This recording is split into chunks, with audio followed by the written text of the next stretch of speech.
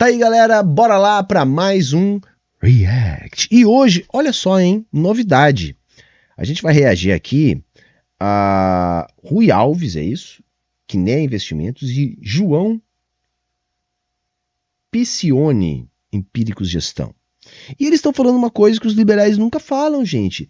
Eles estão falando aqui da queda inevitável do gigante chinês. Então, estejam avisados, a China vai quebrar amanhã. Tá? China quebrada amanhã. Vamos ver essa explicação aqui. Tá? Da galera do mercado financeiro.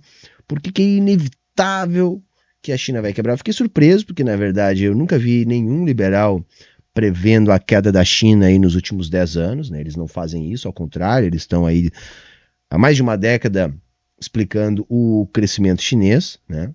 Nunca vi nenhum liberal falando que a China vai quebrar. Então vamos ver. Esse cara aqui está destoando, né? Eu suponho que ele seja liberal. Sem mais enrolação, bora pro vídeo. O pessoal fala assim, ó, a China é igual ao Japão. Basicamente é um modelo asiático que se exauriu, e quando esse modelo asiático se exaure, você passa por esse período moribundo. Bom, eu não sei de onde é que ele tirou isso, tá? Mas coloque aí no chat. Quem que vocês já viram falando que o modelo de crescimento chinês é igual ao modelo de crescimento japonês, tá? Eu não acho isso e eu nunca vi ninguém falar isso. Né, que é um período japonês, ou pode ser um período que a Coreia entra nele também com a demografia muito ruim.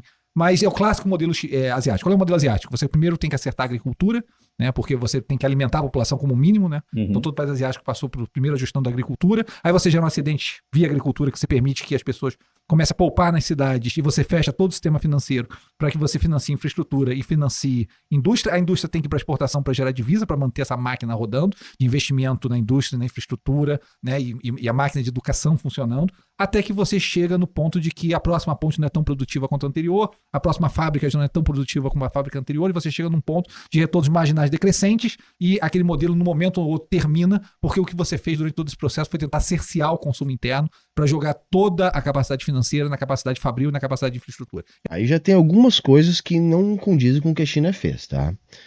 Primeira coisa é que os liberais, eles forçam essa ideia, tá? Que o desenvolvimento da China tem a ver com a poupança. Você viu ali que ele falou?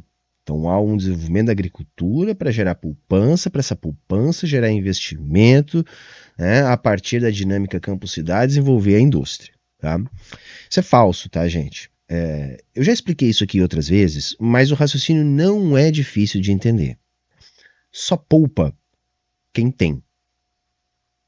Vocês conseguem entender isso? Eu não consigo poupar o que eu não tenho.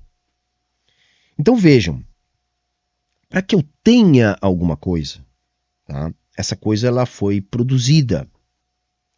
Para haver produção, necessariamente há de haver investimento. O que eu estou querendo dizer com isso?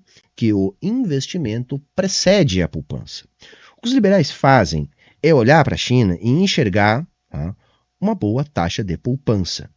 E aí eles vão vir com esoterices, porque a cultura do chinês, porque o chinês é mais regrado, porque o chinês poupa, olha só, o latino-americano é descontrolado. Sabe aquele racismozinho recreativo, né, socialmente aceito, que os liberais reproduzem. Mas a questão é muito mais simples. Tá? Houve uma criação de mercados na China. Tá? O que eleva, né, o nível de emprego e renda. E aí você vai elevar o nível de poupança. O que eu estou querendo dizer? O investimento ele não vem da poupança. O investimento vem do crédito. E o que a China vem fazendo ano após ano, enganando os liberais, é um processo de longo prazo de criação de mercados. A China cria o mercado. Ela dá a condição para que aquele mercado possa se desenvolver. Então é compra governamental, é protecionismo, tá? É estímulo à demanda. Tá? Então é justamente o contrário do que ele está dizendo ali. Tá? A China também utiliza de estímulos à demanda, impulsos fiscais, bancos de desenvolvimento, para que o consumo de uma população gigantesca possa manter o seu parque produtivo funcionando. Segundo erro da fala inicial do nosso amigo aí, A cada nova geração na China, a gente tem um aumento de produtividade e não uma redução da produtividade. Porque uma outra coisa que o liberal gosta também de fantasiar em relação à produtividade também cai lá nesse mesmo racismozinho recreativo, socialmente aceito, reproduzido por eles.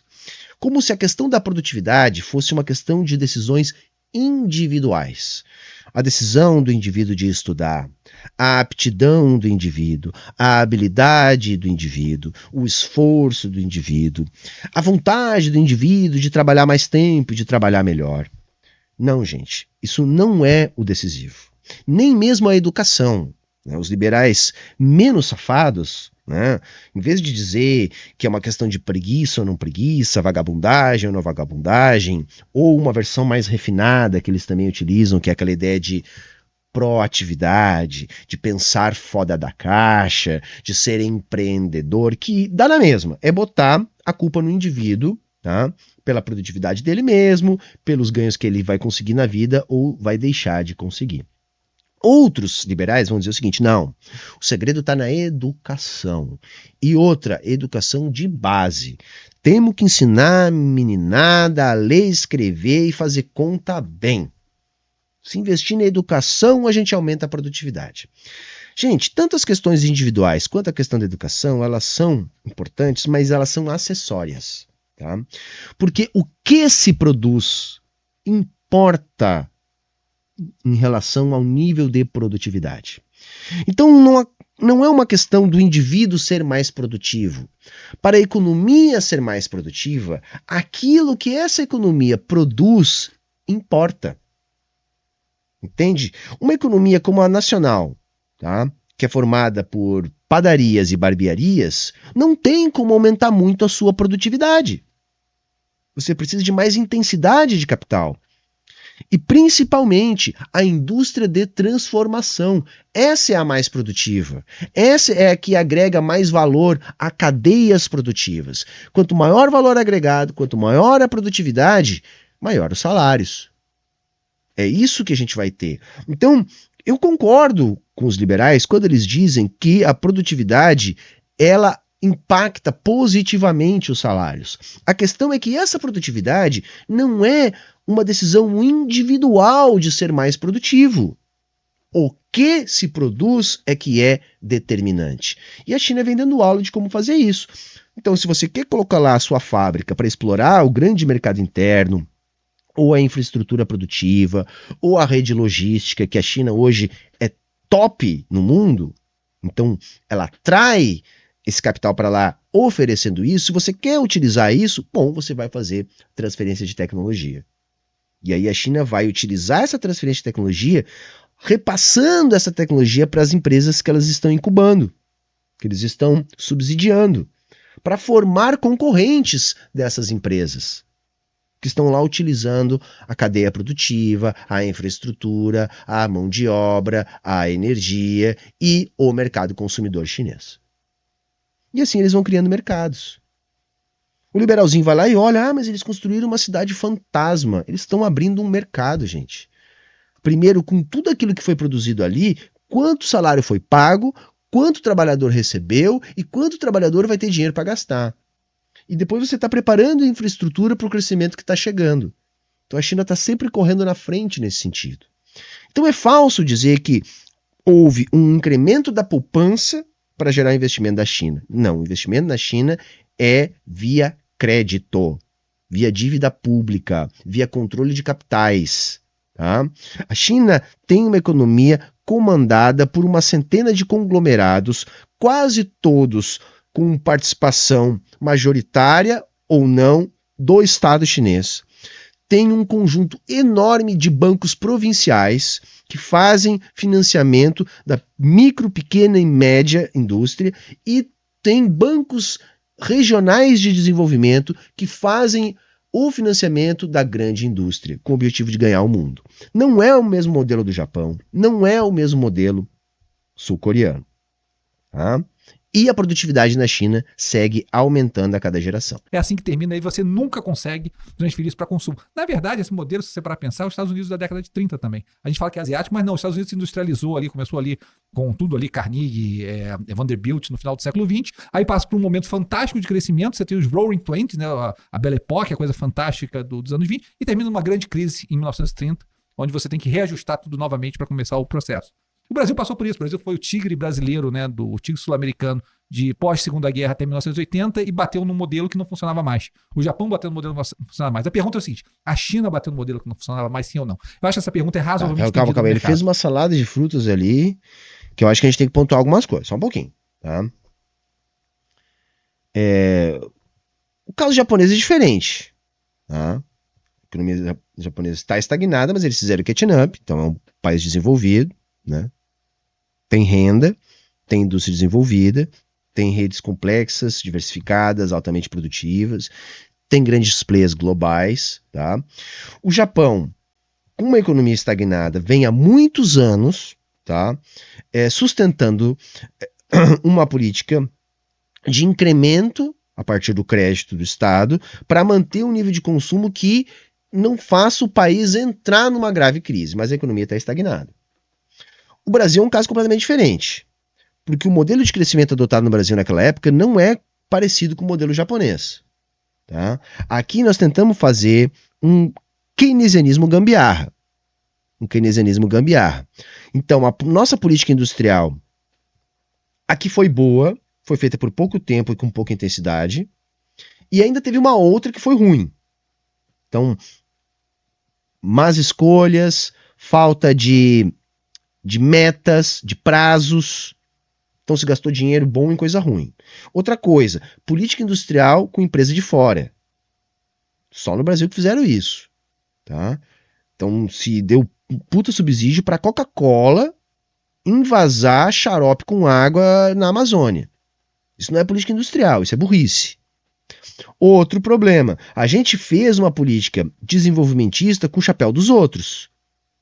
Não foi utilizando a nossa moeda, a nossa dívida pública, né, como instrumento para o desenvolvimento e criação de mercados. Não, a gente alimentou uma dívida externa e aumentou a dependência externa, e aí sim, quando houve uma mudança de taxa de juros, independente da nossa política interna, uma coisa decidida nos Estados Unidos, a gente quebrou.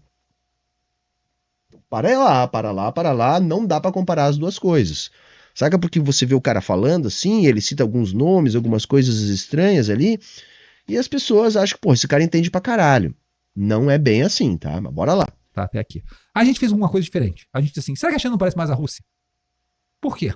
Porque o que aconteceu? A Rússia, quando você quebrou o muro de Berlim e começou a integrar a Rússia no mercado global, cara, o crescimento foi bem significativo. Tá? A Rússia passou por um bom período de entrada no mercado global, integração, e essa integração, o capitalismo entrando na Rússia, gerou um período muito bom de crescimento até mais ou menos 2010. Tá? Crédito crescia, tá? Você tinha pegar todo o catch-up, né, de tecnologia para que você invista internamente e faça sua economia mais produtiva. 2010, né, Vladimir Putin já consolidado no poder, e em algum momento pensa o seguinte, olha só, eu vou esbarrar em questões geopolíticas, eu já sei que eu vou esbarrar.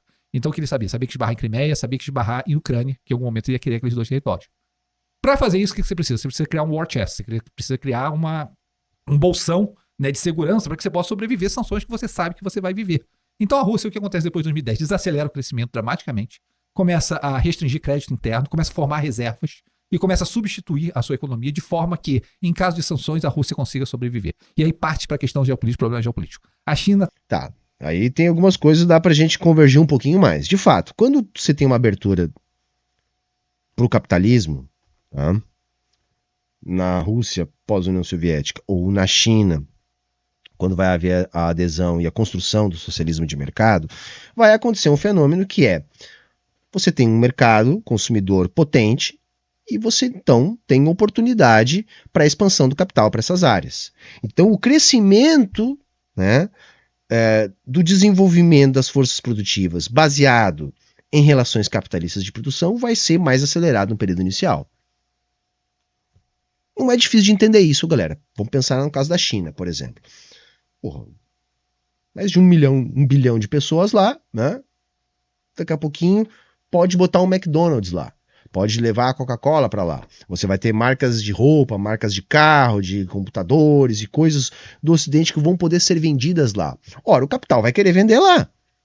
Se você tem um mercado consumidor desse tamanho, essas empresas vão tentar, de alguma maneira, entrar lá e explorar esse mercado consumidor. Então, este momento onde o capital está se expandindo em direção a um grande mercado consumidor, vai sim produzir, tá, um crescimento mais acelerado da economia. Então, isso de fato aconteceu. Outro ponto que a gente pode convergir do que ele disse até agora é: há uma questão geopolítica em relação ao crescimento da Rússia, né? A Rússia, então, passou por essa transição para o capitalismo, houve um brutal aumento da desigualdade social, queda na qualidade de vida, queda inclusive na expectativa de vida na Rússia. Tá? Mas a Rússia tinha uma estrutura produtiva herdada da União Soviética, que também serviu a essa entrada de capital, a esse estabelecimento de novas relações de produção, que vai formar no desmonte, né, do Estado Socialista soviético a tal plutocracia russa que hoje é a base política, econômica, né, burguesa de sustentação do governo Putin. Não é isso? Então é a burguesia russa que sustenta o Putin, e o Putin faz o quê? Trabalha para essa burguesia russa, como é em qualquer mundo capitalista, né? Até porque a Rússia é um país capitalista. A influência sobre a Crimeia, a influência sobre a Ucrânia já existia. O que está acontecendo é justamente o contrário. Ucrânia, desde a dissolução da União Soviética, é uma área de influência russa. Isso inclusive está acordado, né, junto aos termos de dissolução do campo soviético, junto com a proibição de países do leste europeu de entrar para a OTAN e outras coisas. O que vem acontecendo é que o mundo capitalista ocidental, capitaneado pelos Estados Unidos, é que vem sendo pressionado pelo crescimento econômico da China.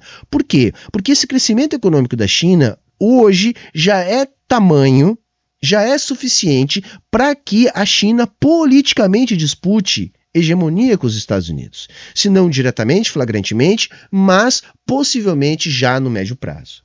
Então o Ocidente que está avançando em relação a áreas de influência russa. E aí o Putin vai reagir a isso. O que a economia russa estava percebendo é que o crescimento da China esbarra no interesse capitaneado pelos Estados Unidos, que faz da Europa um protetorado, uma região semicolonial dos Estados Unidos, e vendo isso, o Putin percebeu que o avanço do Ocidente seria sobre áreas de influência russa. Então, daí a tentativa do Ocidente de aproximar suas relações político-econômicas, por exemplo, com a Ucrânia, que culminou na guerra que está rolando lá até agora. Neste processo, aí sim vou concordar aqui com o nosso amigo, a economia russa começou a se preparar, né, para o conflito, para o embargo, para o embate. Então, aumentou reservas em ouro, criou novos canais de compensação interbancária, né, já antevendo possíveis sanções. E o ponto é que hoje, mesmo com a guerra, a economia russa cresce bastante acima da média global. E essas sanções econômicas, elas apenas aceleraram o processo de construção desses novos caminhos, dessas novas pontes, que inclusive começam a tangenciar o sistema dólar, que eles achavam que poderia ser uma grande arma para sufocar economicamente a Rússia. Tá? Então tem sim um ponto de verdade, tá? Mas não é bem assim. Agora vamos ver o que ele vai falar da China. Está exatamente nessa fase. Por que eu estou falando isso? Porque a gente entendeu até aqui o problema do modelo. O modelo, ele, na verdade, não é um modelo que falhou. É um modelo que funcionou pra caramba, velho. Ele tirou o pessoal da miséria absoluta. E pegou e botou uma renda per capita maior do que o brasileiro médio. 1,5 bilhão de pessoas com renda per capita melhor que o brasileiro médio. O modelo funcionou, só que o modelo se exauriu. Só que o partido olhou e disse assim, cara... Baseado no que ele está dizendo que o modelo se exauriu? Vamos ver. O que aconteceu? Por que esse modelo se exauriu? Vamos pensar. Você começou a ter retornos marginais decrescentes de infraestrutura e de instalação fabril, tá? Dentro do contexto, desse contexto, represa todo o financeiro e investe nessas áreas. Quando esse retorno ficou marginalmente decrescente, o que sempre acontece é que você vai para a especulação imobiliária. Pega todos os exemplos asiáticos, começa em algum momento começa a ir especulação imobiliária. Cara, essa especulação imobiliária gerou o seguinte problema. Como você não queria entrar em estresse econômico, você reincentivava cada problema econômico que acontecia, você reincentivava esse setor. Você entrava reincentivando, até o ponto que, cara, você pergunta o seguinte, para que serve o cara comprar a quinta casa, o quinto apartamento que ele vai fechar? Que nem alugar, muitas vezes é alugar desses apartamentos, eles fecham. Tá? Aí o cara disse assim, olha só, tá muito caro ter filho na China, extremamente caro ter filho na China. Liberaram a policy de one child, de uma criança só, mas Faz tempo. o cara não tem mais filho. Por quê? Porque a casa custa caro, porque a educação custa caro, porque a saúde custa caro, porque tudo custa caro. Então você tem um problema, você tem que pensar o seguinte, população para cima é exponencial. Tá? Você sabe disso. A gente vai de 100 milhões para 1 bilhão, para 8 bilhões, razoavelmente rápido, num processo exponencial. Só que você tem que levar para baixo exponencial. Quando você tem 4 avós gerando uma criança, né? Porque os dois de um lado têm um filho, os dois do lado têm... Ele mirou na China, acertou no Japão, tá? Essa crítica aí. Ele mirou na China, acertou no Japão. O Japão perdeu, não sei se na última década. Olha, eu não vou tentar lembrar o número aqui, tá? Mas depois eu boto aqui na legenda aqui para vocês. Mas a população que está encolhendo rapidamente é a do Japão. Tem outro filho. E esses dois só tem um filho só, esse processo exponencial para baixo da população cai muito rápido. Tá que a Coreia tá chegando nesse ponto também, que a situação da Coreia parece até mais dramática que da China. O cara diz, eu tenho que mudar esse sistema. Vamos parar de fazer essa ciranda e vamos começar a fazer o certo? O certo é, eu tenho que reduzir custo de educação, saúde, casa, e eu tenho que investir em novas tecnologias ao redor, que vão me permitir competir com os Estados Unidos, com o resto do mundo. Sabe o que você faz? Aí ele atacou as empresas de property, quebraram. De atacar as empresas de saúde e educação na bolsa, quebraram. Quebraram, tipo assim, sofreram bastante. Atacar as empresas de tecnologia na bolsa, sofreram bastante. A China é um país em que cresce, nos números oficiais, 5% real por ano. E o número que você vê na bolsa de lucro nominal é 0 de crescimento em 10 anos. Alguma coisa está errada, concorda comigo? Você não pode crescer nominalmente, real, uma economia 5%, bota mais 2% de inflação aí, dá 7 nominal. E o juro e o lucro crescer 0 por uma década. Alguma coisa está errada. Um dos dois números estão errados e a gente sabe que não é o de lucros. Tá? O problema todo é que o liberal olha com a cabeça de planilha do lado de cá. Não? Esse investimento é investimento público, é crédito que o Estado está injetando na economia. Eu quero ver onde ele vai chegar, mas eu sou capaz de apostar, tá, que ele vai chegar no acabou o dinheiro. Né? Porque a conta, tá, ele vai chegar no caso da Evergrande. Eu quero que ele fale do caso da Evergrande, porque foi basicamente isso. Né? A construtora quebrou, o Estado foi lá e disse, não vai haver contaminação, porque você tem uma conta de capitais absolutamente regulamentada. Tá? A bolsa chinesa não opera que nem a bolsa do resto do mundo, tá, gente? É uma outra lógica, tá? E aí o Estado encapou, não houve contaminação, não houve quebradeira, vida que segue e continua o mesmo ritmo de crescimento. Claro, esse ritmo vai ficando menor, gente, isso é fato, tá? A China não vai mais crescer 10%, 11%. Tá? Esse crescimento caiu para 7%, vai cair para 5%. Né? Quanto mais desenvolvida tiver a China, mais difícil é de ter um crescimento forte. Né? A China completando o que os economistas chamam de catching up, que é esse salto da renda média, a tendência é crescer 2%, 3%, 1%, como cresce o mundo desenvolvido desde que é mundo desenvolvido. Aí também não tem nada de estranho acontecendo tudo isso. Quer dizer que o modelo faliu? Quer dizer que o modelo quebrou? Não.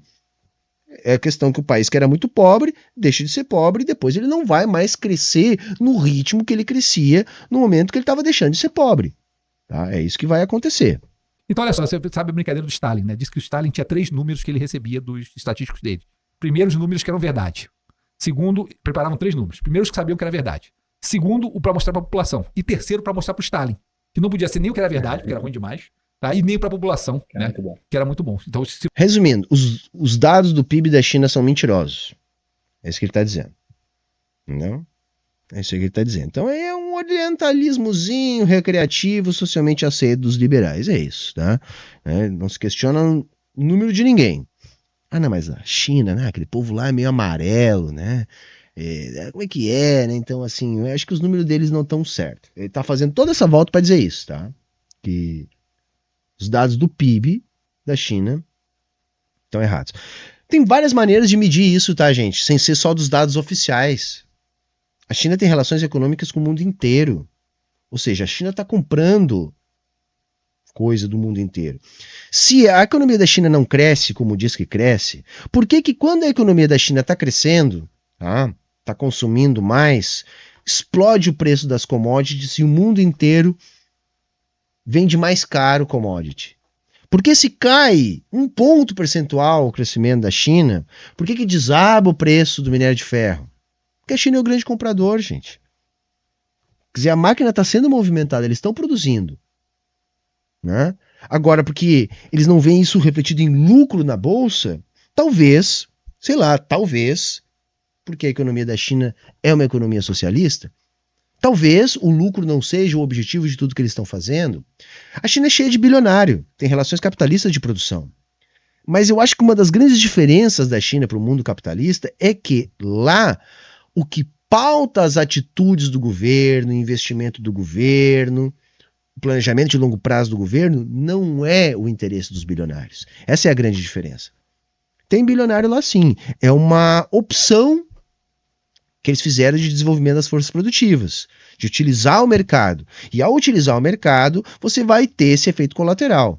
Agora, qual é o poder político desses bilionários na China? Eu não estou dizendo que eles não têm, não. Eu acho que deve ser, sim, um grande debate. A coisa não é só preto ou branco, né? Tem muitas nuances nisso tudo. Agora, eu estou absolutamente convencido é que não é comparável o poder dos bilionários na China, né, o poder político, ao poder político dos bilionários nos Estados Unidos. A gente acabou de ver na semana passada o Elon Musk de pires na mão, pedindo para o Biden protecionismo, né, contra a BYD para salvar a Tesla, e nessa semana a gente viu o Biden dizendo que vai fazer isso mesmo. Ok, vamos proibir os carros da BYD de baixo custo aqui nos Estados Unidos por uma questão de segurança nacional. Isso não rola na China. Eu sempre dou o exemplo lá do Jack Ma, né, da gigante lá do Alibaba, né? Bom, ele tem um nicho de mercado que o Estado chinês deu para ele trabalhar. Você quer ficar bilionário? Tá aqui. Então, dentro do nosso projeto de desenvolver essa área, de criar esses mercados, as suas empresas cumpriram esse papel, você pode ser rico aí, não tem problema nenhum. Ele começou a querer transitar dessa área para a área financeira.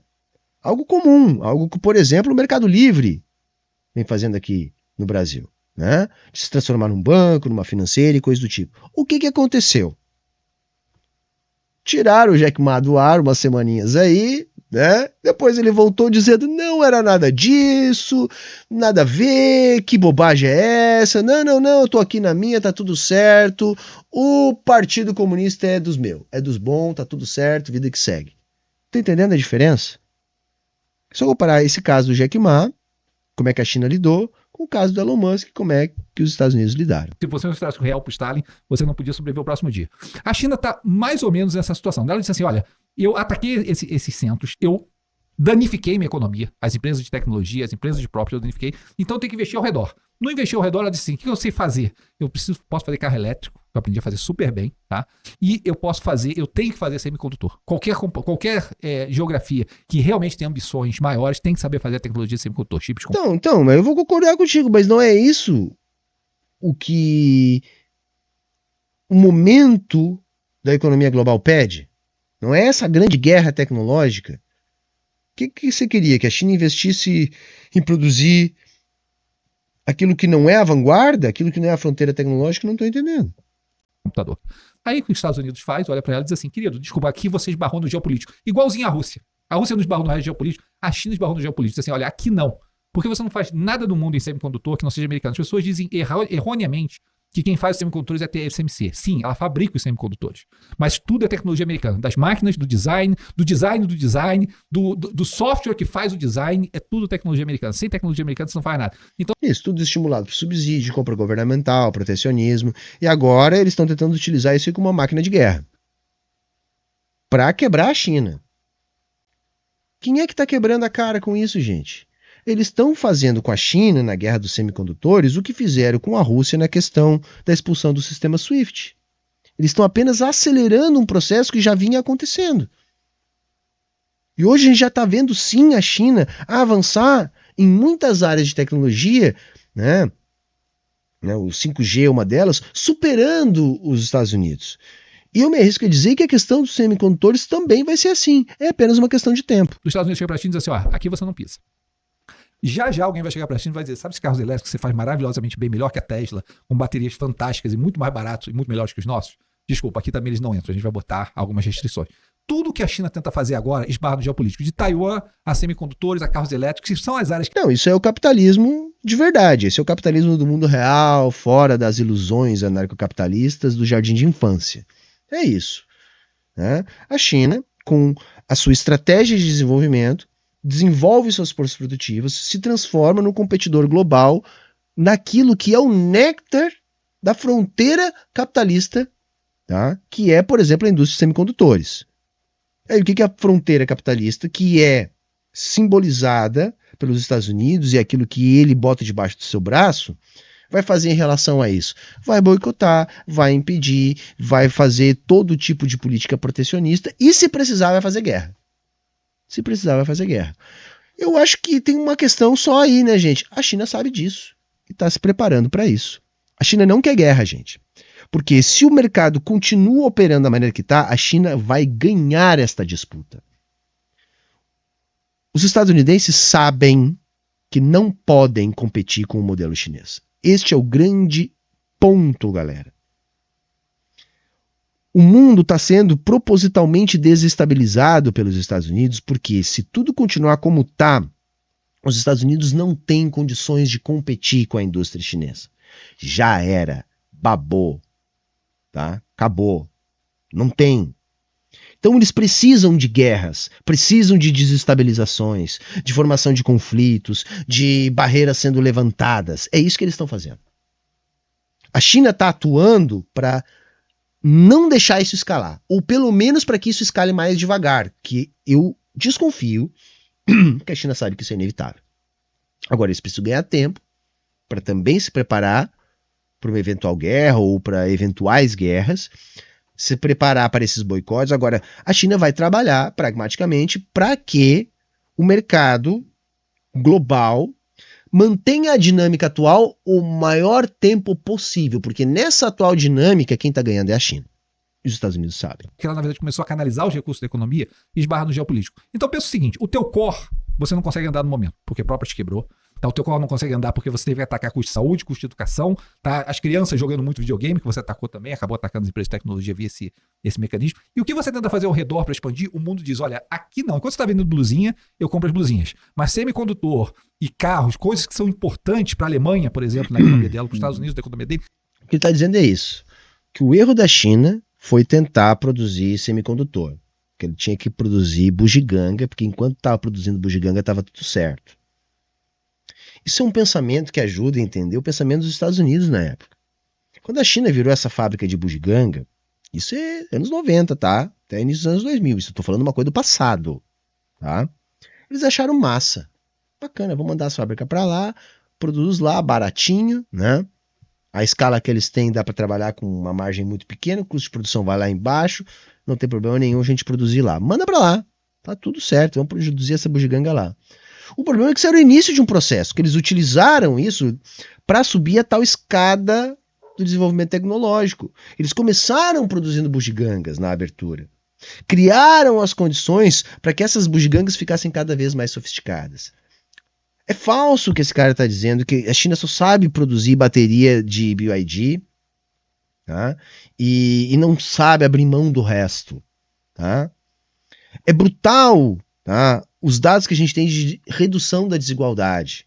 Então, a China não tem ainda um sistema de saúde unificado, como o Brasil, por exemplo, mas vem já subsidiando o setor. Então, melhora a qualidade da educação, melhora a qualidade da saúde, melhora a qualidade de vida. Hoje, o trabalhador da indústria na China já tem uma renda superior ao trabalhador da indústria no Brasil.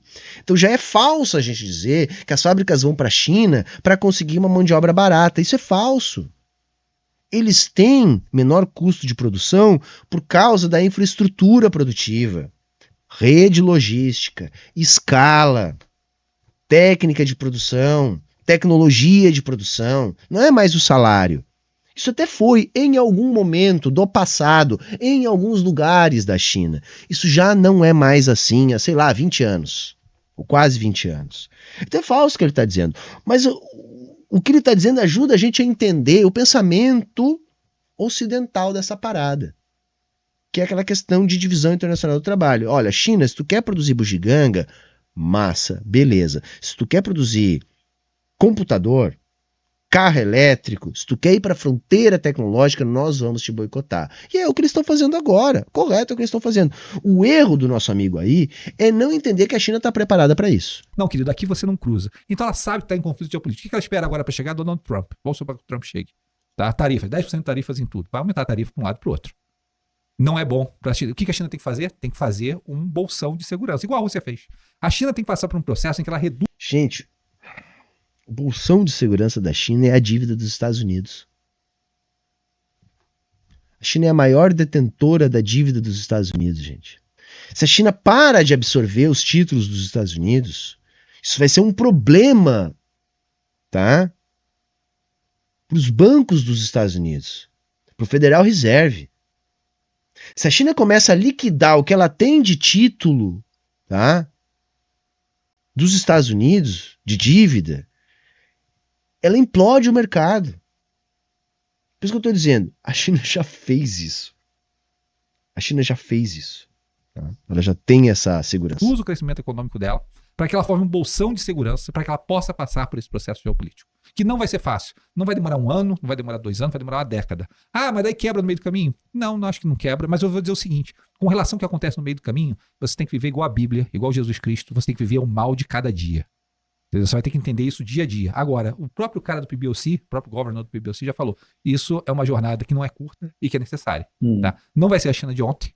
Tá? Talvez ele se reinvente, mas vai demorar. O Brasil demorou uma década perdida e até hoje não se achou. O Japão demorou 2 décadas do Brasil. Agora, mas qual eu vou concordar com ele? Porque eu acho que se eu entendi o que ele quis dizer, não é que a China vai quebrar. É que a China não vai mais crescer 7%, 10%. E aí eu vou concordar. Mas a explicação é essa que eu dei e é razoável de entender isso. É razoável de entender isso. Tá?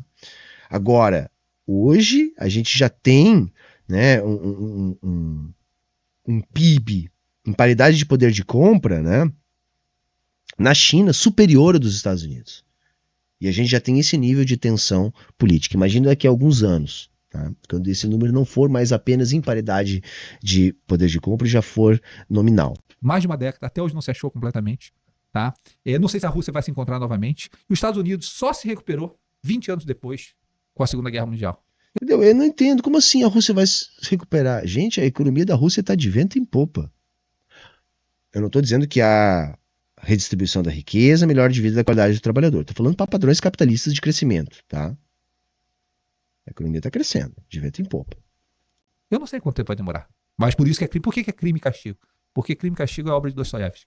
E na obra de Dostoiévski, Raskolnikov comete um crime e passa o livro buscando redenção. Interessante que Raskolnikov comete o crime dizendo basicamente que algumas pessoas podem cometer crimes. Porque algumas pessoas são superiores. É coisa meio de Nietzsche, assim, né? Elas são superiores, elas podem cometer crime. Napoleão matava, por que Napoleão matava e podia matar? Porque ele era grande. Então Raskolnikov também pensava que ele era grande, ou que poderia ser grande. E a China pensou também. A China pensou que era acima de tudo. Né? Tinha essa inevitabilidade que a China ia passar aos Estados Unidos, e hoje em dia você olha para os números e já vê que não. Vai ser muito difícil para a China passar aos Estados Unidos, primeiro por população, né? Porque entra no declínio. Segundo, porque quando você olha essas dinâmicas econômicas, não fica simples de ver uma equação que a China, em algum momento, em qualquer momento, se sobrepõe à economia norte-americana. Se botar meu dinheiro, não vai. Se quiser complementar, João, mas eu tenho uma pergunta sobre isso. Ele tá meio que brigando com a realidade. Ele afirmou ali que a China não tem condições de passar aos Estados Unidos. Se assim fosse, os Estados Unidos não estavam criando guerras e levantando barreiras para segurar a China de qualquer maneira. Eu acho que isso não tem amparo na realidade. Ok, deu para entender bem o que está acontecendo com o modelo econômico da China e o que a China deve fazer. Não sei se ela vai fazer isso. Eu acho que o meu ponto aqui é o quanto de fato isso vai ser implementado. Tem um segundo ponto. Você falou do paralelo com a Rússia. A gente está vendo aí o conflito que a Rússia já teve, já mais de um conflito, agora tem a Ucrânia, mas já teve na região da Crimeia. E China tem Taiwan, e toda hora surge esse, quando que vai acontecer se vai acontecer de fato algum conflito. São essas duas dúvidas que eu tenho, e a terceira, fundamental, o quanto isso impacta tomada de decisão, né? Porque o termo que acho que tem sido mais utilizado é a China está exportando deflação para o mundo, né? Porque essa produção em excesso está saindo da China a um preço menor e isso está exportando deflação. Pode ser bom até para investimentos, mesmo que seja ruim para a China, pode ser bom para o resto. Enfim. Interessante, a gente estava olhando, deixa eu dizer essa questão do impacto no mercado que eu acho interessantíssimo, né? Você vê como é que é louca a economia chinesa. A gente estava olhando e dizendo assim, cara, o preço do minério de ferro não cai, né? Cara, por que esse preço do minério de ferro não cai? Aí a gente resolveu estudar um negócio, olha, entra aí nesses números, vamos descobrir o que está acontecendo com o minério de ferro. E a verdade é o seguinte, você vê como é que a coisa é louca, né? Você sabe que desligar o alto forno é difícil pra caramba, tá? Eu só me lembro de desligar o forno aqui quando teve o Covid E a coisa ficou realmente feia que desligaram o alto-forno aqui no Brasil, se eu não me engano. Mas desligar o alto-forno é muito difícil. E daí, o problema é o seguinte da China. A demografia é terrível chinesa em todos os aspectos. Falta mulher. Falta mulher em idade de casamento. Você imagina um monte de homem sem emprego, né? 25% de desemprego entre homens jovens. Você imagina o desespero que não é. Você não tem emprego, não tem perspectiva de casamento, né? E tá na China ali sob controle rígido social. Então o cara quer manter o cara empregado. Não vai desligar o alto-forno. Mas não pode, não tem para que usar o aço. Porque grande parte, na verdade, era usado na indústria de construção, que já caiu aí substancialmente do topo. Então o que o cara faz? Começa a exportar para um monte de país de segunda linha, né? Segunda linha que eu digo, um monte de país secundário, enfiando aço nos caras, e dumping aço nos caras. Tanto é que você olhar o preço do aço no Brasil, olhar o que aconteceu com as siderúrgicas brasileiras, está um desastre. Porque a China está jogando aço a qualquer preço, com margem negativa nas siderúrgicas, para manter a coisa inventada. Então é muito difícil você entender o que são os efeitos, a não ser que você decomponha esses efeitos um a um. O que aconteceu com o minério de ferro? O cara não quer deixar cair porque continua essa produção de aço. Até quando eles vão conseguir fazer isso, eu não sei, né? Mas a irracionalidade pode demorar por mais tempo, porque você pode permanecer solvente no seu trade, né? Eu acho que equities, cara, é o seguinte, a gente destrinchou as equities chinesas bem, tá? Abriu ali todo o subsetor, olhou um para um. Cara, tem que ser quase ali aquela, vou voltar pra Bíblia, né? Ouve-me de pouca fé porque duvidaste. Você tem que ter fé, velho. Pra você botar o pé na equity chinesa, comprar aquelas empresas de tecnologia, comprar aqueles bancos. Cara, comprar banco chinês, que tudo bem, trade dá 0,3, tá? Me expulso. Mas, cara, você tem que estar muita fé que todos aqueles problemas não vão ser jogados em cima daqueles bancos. Mas não é pra vocês comprar mesmo, não, viu? Não é pra vocês olhar e comprar mesmo, não. Aliás, eles não querem. Porque, vejam, o que essa galera faz, gente, é especulação financeira. Tá? Especulação financeira. E a especulação financeira não é errado, não, viu? No mundo capitalista não é crime, não. É tudo certo, tá? Mas basicamente o que é? É você comprar de dia para vender de noite. É você comprar por 10, esperar valorizar para 12 e vender a 12. Né? Isso é um tipo de capital que, da mesma maneira que ele entra, ele sai. Né? Ele não é um capital que é do interesse daquilo que a economia chinesa está buscando fazer. Porque essa galera ela tá olhando o quê? Ela está olhando planilha.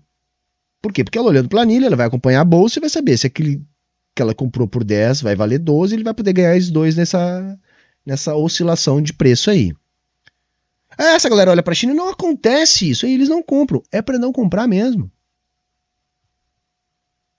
Entendeu? É para isso mesmo, porque senão você começa a ter o seu mercado pautado por esse tipo de capital, que é capital especulativo, que é o filme do mundo inteiro.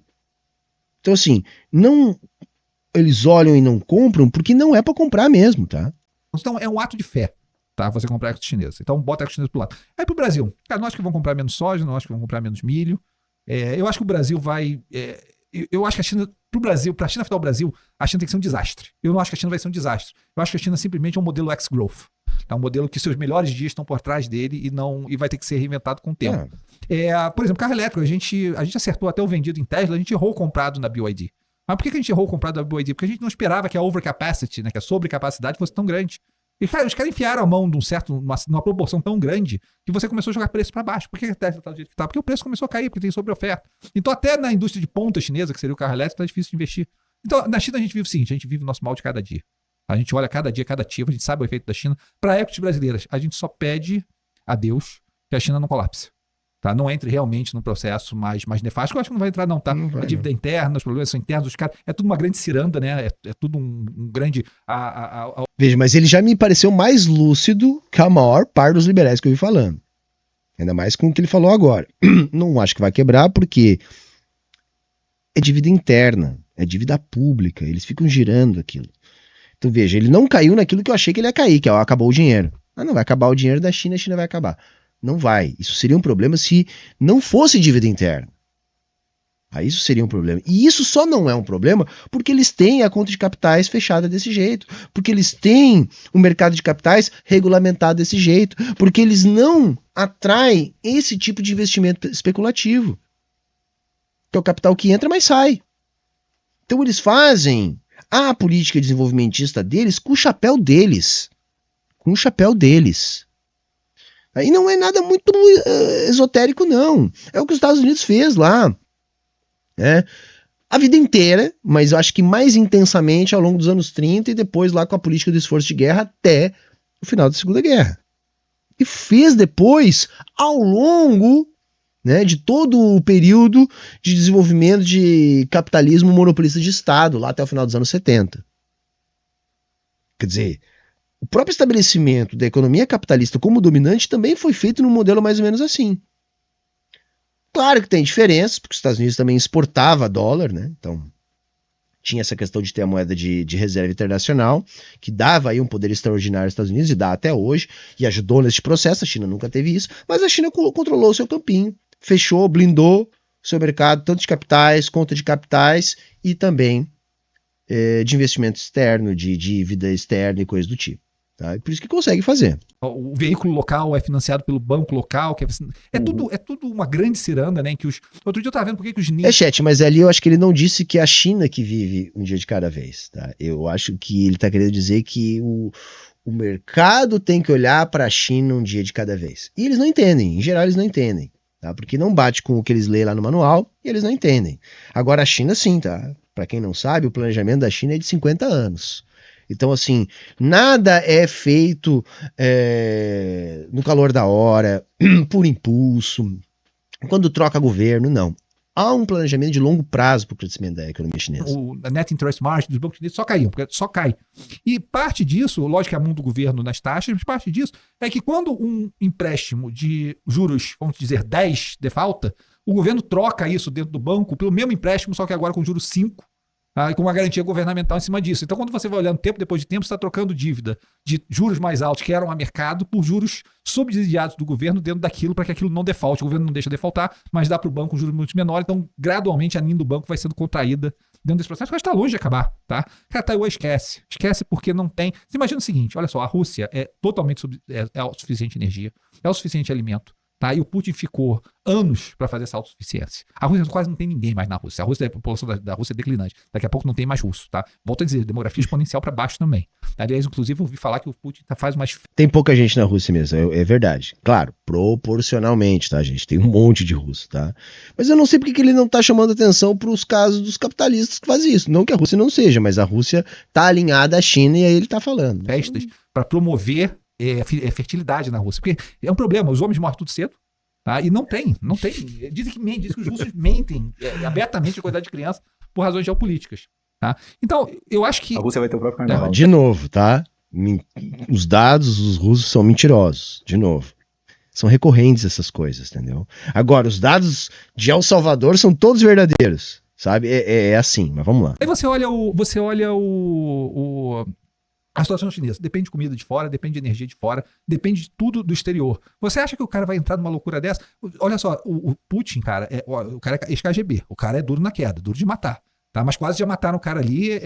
Olha só, ele estava bem, os oligarcas estavam bem da vida, viajando de arte pelo mundo, comprando clube de futebol, comprando metade de longe, estava todo mundo feliz. Aí o cara resolveu invadir a Ucrânia.